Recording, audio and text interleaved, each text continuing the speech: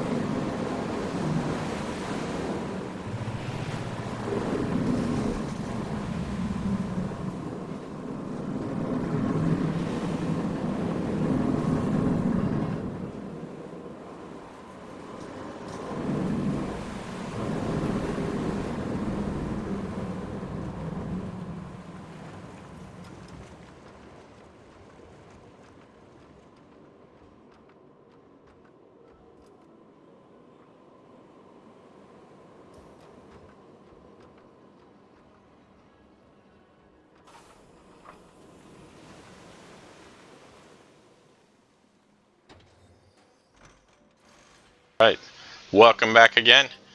So, we enjoyed the ride, I hope. Enjoyed the coaster. A lot of craziness on it. Like I said, it just need to really put in some more sequencers.